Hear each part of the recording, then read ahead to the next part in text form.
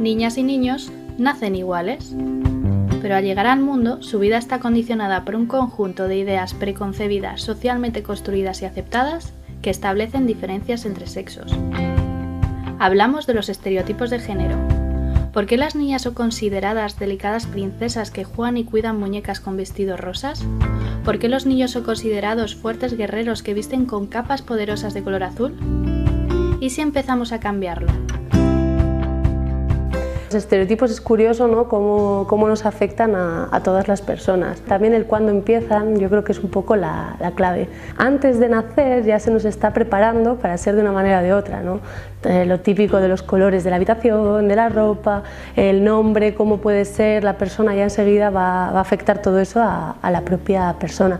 Sí que es cierto que estereotipos tenemos a ambos géneros. El hombre pues siempre tiene que ser el fuerte, el valiente, no tiene permitido llorar, no tiene permitido mostrar sus sentimientos. Y la mujer pues bueno, tiene que ser muy pasiva, muy sumisa, callada, preocuparse mucho de las emociones de los demás. Entonces claro, sí que es cierto que estereotipos tenemos cada uno de los géneros, pero siempre afecta de manera mucho más negativa hacia la mujer y hacia la construcción de su género. Niños y niñas más pequeños, los roles se van configurando en un contexto que se llama de socialización diferenciada, porque no socializamos igual a niños y niñas. Entonces ya vamos configurando los estereotipos desde ahí. Entonces los agentes de socialización diferenciada son fundamentalmente la familia, que es donde los niños y las niñas antes de escolarizarse aprenden los roles de género con los modelos de imitación de su padre, madre, hermanos y demás familiares. El segundo agente de socialización es la escuela, luego los medios de comunicación, la cultura, el tipo de televisión que ven, las películas, el cine, los cuentos que les leemos, los juguetes que les elegimos o que la publicidad les hace elegir. Y finalmente el grupo de iguales. En el colegio es muy fácil verlo, ¿no? Yo siempre digo que aparte de los dibujos que traen las mochilas, ellos ya vienen con una mochila cargada de estereotipos que les dice cómo tiene que ser una niña y cómo debe comportarse y cómo tiene que ser un niño y cómo el trato que se les da. Hay un montón de cosas inconscientes que nosotros tenemos absorbidas también porque formamos parte de esta cultura y las reflejamos en ellos.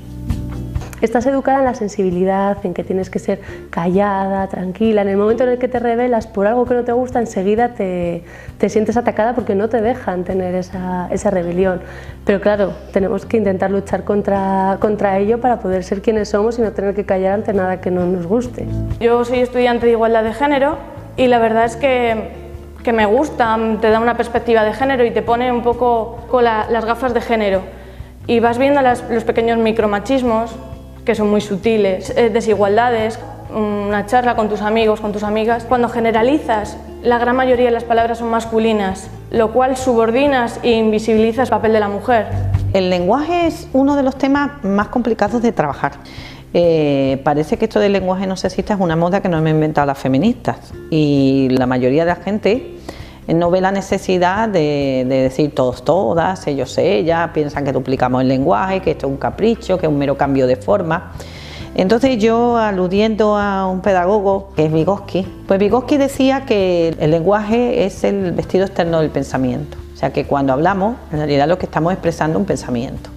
Entonces es importante que el lenguaje no sea androcéntrico porque lo que se crea es un imaginario y un pensamiento androcéntrico con él. Vamos sustentando la base de lo que es el machismo o lo que es el patriarcado. Es muy importante el cambio del lenguaje porque el cambio del lenguaje implica indudablemente cambio de pensamiento. Y porque además el lenguaje invisibiliza a las mujeres y lo que no se nombra no existe, no tiene protagonismo social, no tiene relevancia. Asimismo también es muy importante el efecto Pigmalión, que hablamos mucho en educación de él, de cómo al final una autoprofecía cumplida, ¿no? El momento en el que tú tienes una construcción de cómo va a ser, unas expectativas de ese niño, de esa niña, de cualquier persona, enseguida focalizas unos refuerzos diferentes según lo que piensas. Al pensar que una niña es delicada, tú le vas a potenciar que sea delicada, mientras que a un niño, si tú potencias que sea fuerte, claro que va a ser fuerte porque lo estás potenciando tú. Entonces todo eso es muy importante, el cómo lo construimos nosotros y nosotras y se lo proyectamos a los peques en este caso.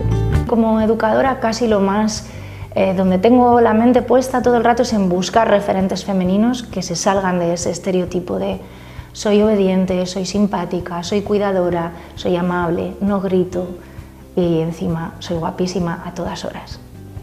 Porque también les afecta a ellos, porque también hay niños a los que les gusta estar guapos, les gustan los colores, les gusta estar callados, no les gusta ser brutos en sus juegos, entonces hay que hacer mucho trabajo ahí para no dejar fuera a nadie, ¿no? Que todos puedan elegir. Afectan en el sentido en que romper los estereotipos de género, no ceñirte a ellos, significa de alguna manera cierta exclusión social, en el sentido de quien no sigue el guión de la normalización, pues siempre el raro, la rara, el diferente, la diferente, y es muy complicado desafiar las normas en una etapa de la construcción de la personalidad.